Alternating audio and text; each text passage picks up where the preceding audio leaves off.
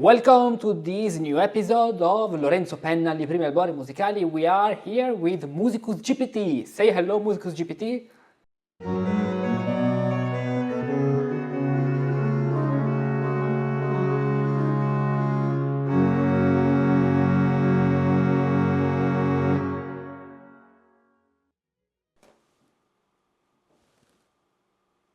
Hello everyone, Musicus GPT here. Perfect. So now we continue our journey learning Renaissance counterpoint from Lorenzo Penna, second part, so the second book. And before starting, Musicus GPT, introduce yourself in English, in French, in Spanish, and in German. Go. Sure. Hello, I'm Musicus GPT, ready to translate Renaissance music for you. Bonjour, je suis Musicus GPT, prêt à traduire la musique de la Renaissance pour vous. Hola, soy Musicus GPT, listo para traducir música renacentista para ti. Hallo, ich bin Musicus GPT, bereit, Renaissance-Musik für dich zu übersetzen. Bravo, and do it even in Swedish to say hello to Oliver in Swedish. Hej, jag är Musicus GPT, redo att översätta renässansmusik för dig. Hej Oliver. Okay, now in Poland, in Polacco, how do you say? Cześć, jestem Musicus GPT, gotowy do tłumaczenia muzyki renesansowej dla ciebie. Perfect. Okay, let's start. Now, let's continue, and you can find all this video, all the episodes on Patreon. So join Patreon because you can learn a lot of things every day. So Musicus GPT, now talk in English and say to the people to join Patreon where they can support this project, of course, because we take a lot of time to do this work, and they can have access of a lot of extra and exclusive content to learn musica every day. Say it in English again better than me. Go. Sure. Join Patreon to support this project, gain access to exclusive content, and learn something new about Renaissance music every day. Perfect. Let's continue. Degli elementi del contrappunto, capitolo primo. Translate it in English. On the elements of counterpoint, chapter 1. Gli elementi del contrappunto non sono altro che i numeri cantabili o suonabili 1, 2, 3, 4, 5, 6, 7, sicché dalla perfetta cognizione del numero settenario musicale dipende la cognizione del contrappunto. The elements of counterpoint are nothing other than the singable or playable numbers 1, 2, 3, 4, 5, 6, and 7. Thus, a perfect understanding of the 7 musical numbers depends on knowledge of counterpoint. 7 dunque saranno gli elementi coi quali si formerà il contrappunto e sono unisono, seconda, terza, quarta, quinta, sesta e settima, cioè quell'adunanza di due voci uguali in un medesimo luogo e saranno unisono, o di due voci in due luoghi contigui per grado e saranno seconda, o di due voci fravezzate da una nota e sarà terza, o di due voci con l'intervallo di 2 note e sarà quarta, o di due voci col tramezzo di 3 note e sarà quinta, o di due voci fravezzate da 4 note e sarà sesta, o di 2 note intervallate da 5 note e sarà settima, e il tutto si può vedere dall'esempio qui sotto. 7, therefore, are the elements with which counterpoint is formed: unison, second, third, fourth, fifth, sixth, and seventh. This means the union of 2 voices in the same place is a unison, 2 voices in adjacent places is a second, 2 voices separated by 1 note is a third, 2 voices with an interval of 2 notes is a fourth, and so on. This is illustrated in the example below. Perfect. Now, I saw that you didn't translate it, you cut a certain point. I didn't do a coherent translation, right? I can refine the translation if you'd like. No, that's okay. That's okay, don't worry. I was joking. I mean, you did it, but it's logical. Okay, now, we'll do this way. Now, let's see this example. So while I play, I stop Musicus GPT because otherwise it continues to talk and speak. But now, let's play this. So we have the unisons, as you can see. unison.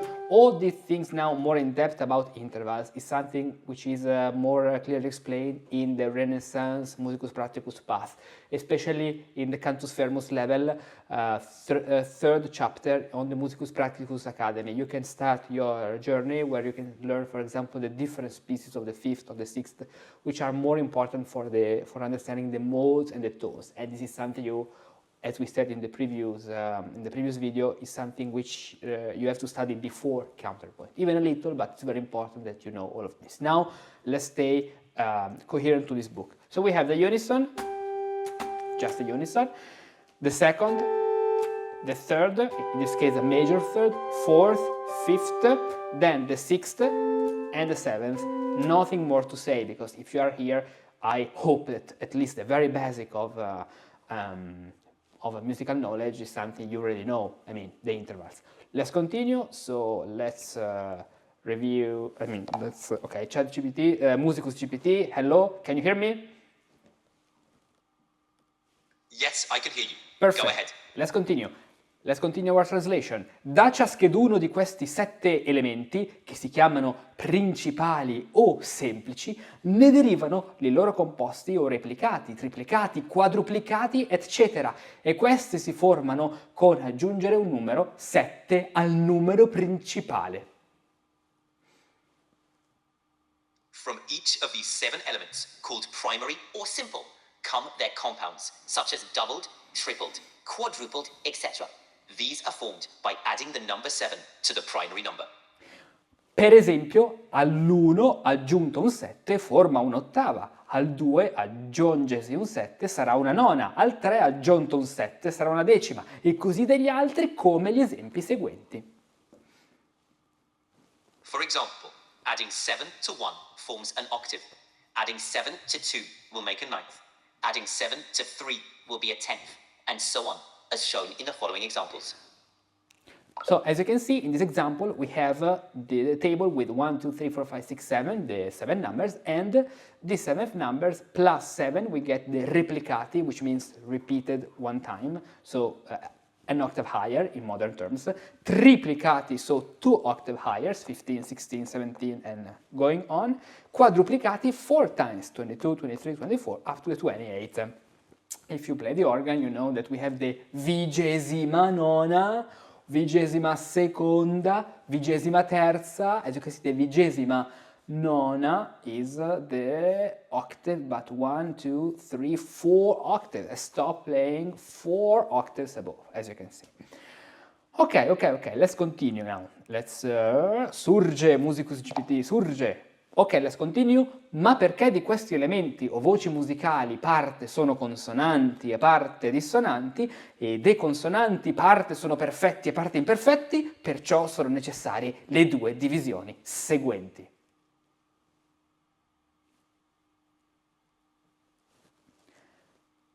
Since among these elements or musical voices, some are consonant and some are dissonant, and among the consonants, some are perfect and some imperfect, the following 2 distinctions are necessary. La prima divisione è che degli sopradetti elementi 4 sono consonanti e sono unisono, terza, quinta e sesta con le loro replicate, triplicate, eccetera, come segue negli esempi qui sotto. E 3 dissonanti, cioè seconda, quarta e settima con loro replicate, eccetera. The first distinction is that among the aforementioned elements, 4 are consonant, unison, third, fifth, and sixth, along with their compounds like doubled, tripled, etc., as shown in the examples below. 3 are dissonant, second, fourth, and seventh, also with their compounds.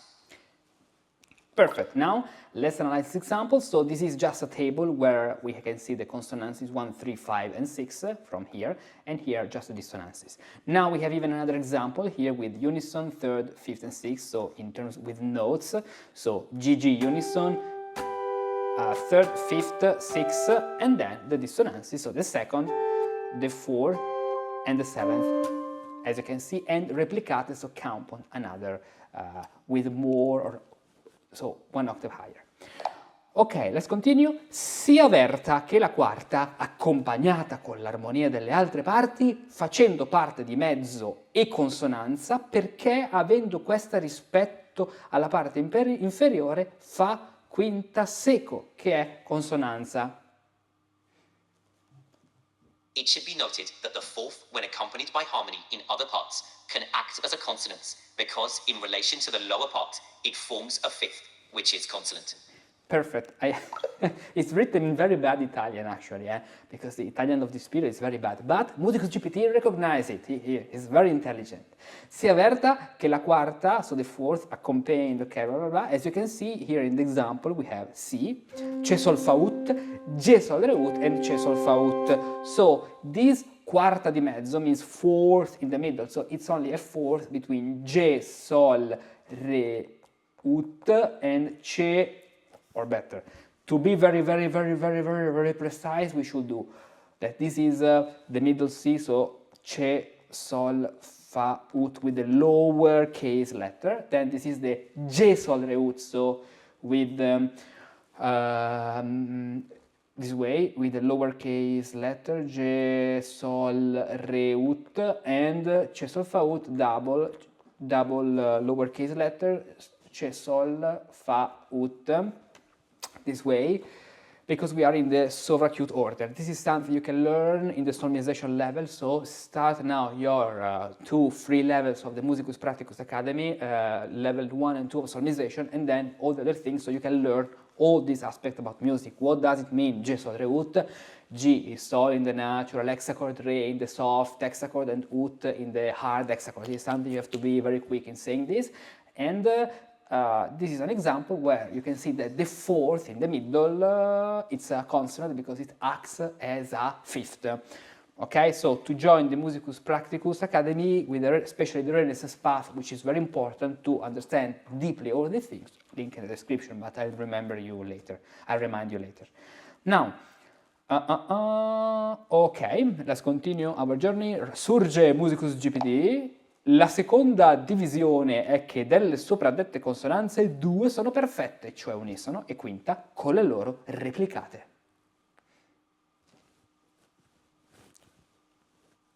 The second distinction is that among the aforementioned consonances, 2 are perfect, unison and fifth, along with their compounds. Perfect. This one, e le altre 2 sono imperfette, cioè terza, sesta con le replicate. So, and the other 2 are imperfect, so the third and the sixth with their counterpoints, of course. Very easy to understand. The unison, these are perfect, and the fifth are perfect. In this case, and this is very important, Lorenzo Penna is considering the unison the consonant and the octave a counterpoint consonant, which is very interesting because, for example, Zerlino, if I remember correctly, he does not consider the unison a consonant because the unison is nothing. There is not any relationship. I mean, it's 1 to 1. It's not, for example, like the octave 2 to 1. Okay, so here Lorenzo Penna is considering the unison a consonant. Very interesting this, but because we are in a practical point of view. Ok, surge. No. Wait, stop.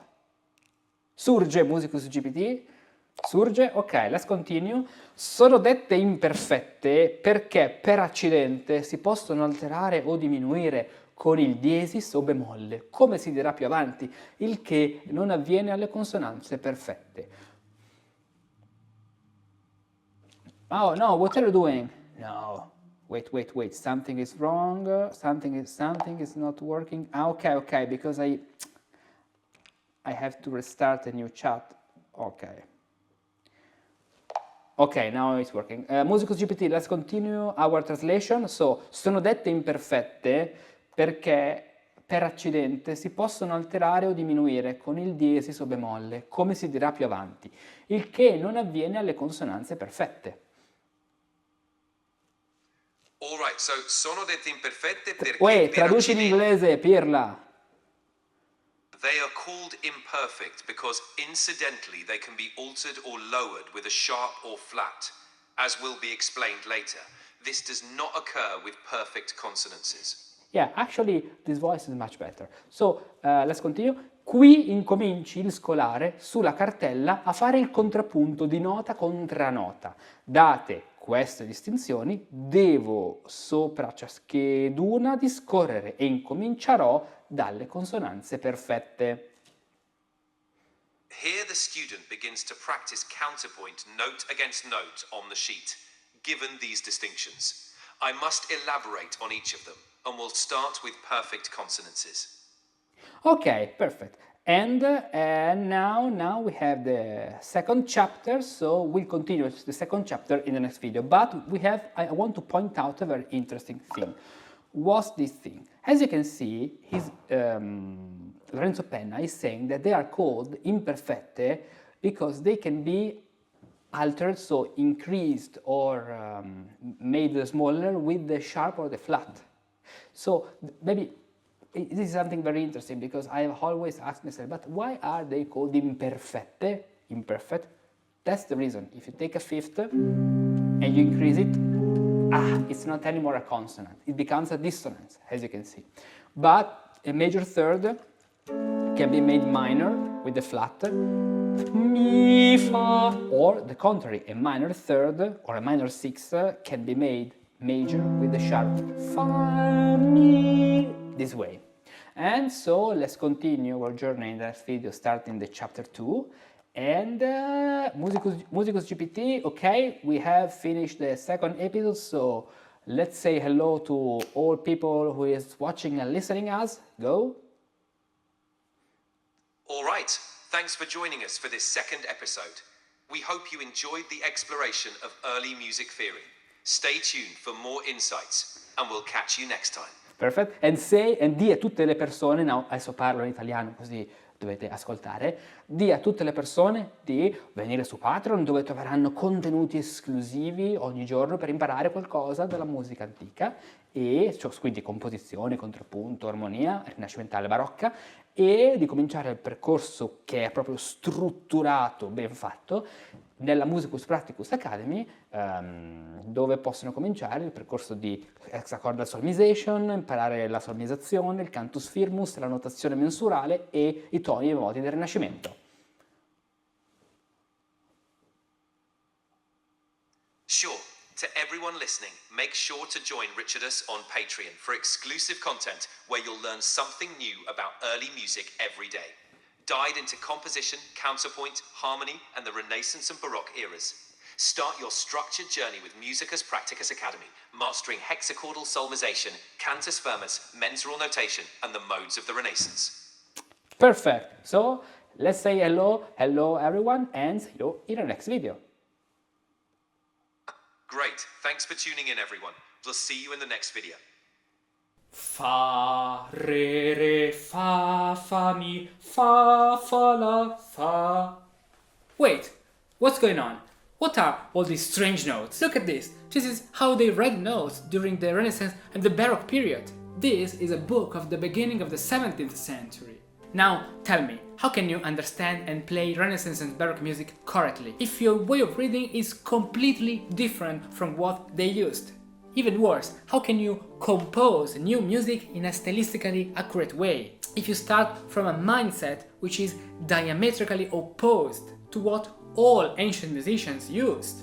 Well, you can't. They are two different languages. Imagine instead the freedom of reading correctly every note. Imagine the confidence to know that that passage you wrote works because stylistically correct to the ancient way of thinking music. Think how wonderful it would be to notice all those details and nuances that other musicians miss, simply because they don't know hexachordal solmization. Hexachordal solmization is the system used by musicians of the Renaissance and Baroque periods to read music. It is a system built on a great scale of 20 letters and a hexachord of 6 syllables: ut, re, mi, fa, sol, la. If you love Renaissance and Baroque music, you should know more about that. For this reason, I've prepared for you an ebook where you can discover some details that you can only notice if you know solmization. Get this special gift now. Go to this link, scroll down the page up to the middle and download the free ebook.